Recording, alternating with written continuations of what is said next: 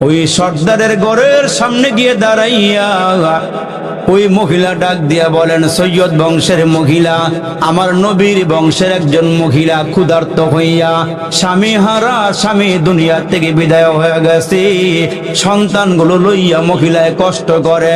এর মুসলমান একবেলা খাইলে দুই বেলা খাবার খাইতে পারে না, কিন্তু মানুষের কাছে চাইতে লজ্জাবোধ করে, কারো কাছে চায় না, কারণ ওই আল্লাহর বান্দি হলো নবীর বংশের একজন মহিলা। মুসলমান ভাইরারে আমার, সর্দারের বাড়ির কিনারায় গিয়ে আল্লাহর বান্দি দাঁড়ায়া গেল। সর্দার ছিল নামে মুসলমান, টাকার মালিক, পয়সার মালিক, কিন্তু নামের মুসলমান, দান সদাকা করে না, আল্লাহর রাস্তায় মুসলমান কিছু দান করে না, নামাজের দ্বারেও যায় না। ওই মহিলা গিয়া হাঁক মারছে, সর্দার সাহেব, আমার স্বামী মারা গেছে, আমি গরিব মহিলা, আমি বাচ্চা লইয়া, বাচ্চাদেরকে লইয়া খুব কষ্টের মধ্যে আছি, আল্লাহর রাস্তায় আমারে কিছু দান করেন। সৈয়দ বংশের মহিলা সর্দারের বাড়ির কাছে গিয়ে কয়, আল্লাহর রাস্তায় আমারে কিছু দান করেন, আল্লাহর রাস্তায় আমারে কিছু দেন, আমি গরিব মহিলা, তবে আমি বংশ, আমার বংশ হচ্ছে নবীর বংশ, আল্লাহর রাস্তায় আমারে কিছু দান করেন।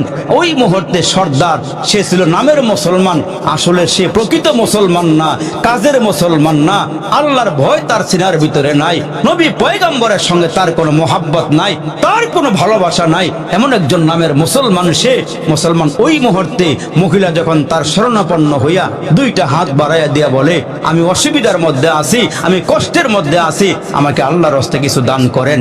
ওই মুহূর্তে সর্দার বলতেছে, তুমি যে নবীর বংশের মহিলা, তোমার এই বংশের পরিচয় কি, কোনো আলামত আছে, কোনো নিদর্শন আছে, তুমি যে নবীর বংশের, তাইলে তুমি বলো, তোমার আমি যা চাও তুমি তাই দিব।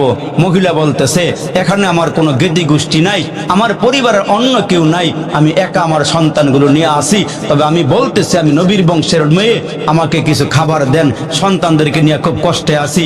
ওই সর্দার সাহেব তাকে বেশি একটা পাত্তা দেয় নাই, তুমি যে নবীর বংশের, তার পরিচয় দিলে আমার কাছ থেকে খাবার নিতে পারবা, পরিচয় না দিলে খাবার তোমাকে দিব না।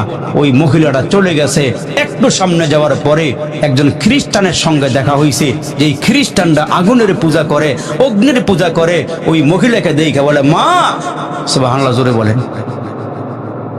মুসলমান সর্দার মহিলাটাকে পাত্তা দেয় নাই, কিন্তু একজন মুসলমান খ্রিস্টান অগ্নি পূজারী, তার ভিতরে দয়ার সঞ্চার হয়েছে। বলতেছে, মাগো, আপনি কি তালাশ করতেছেন?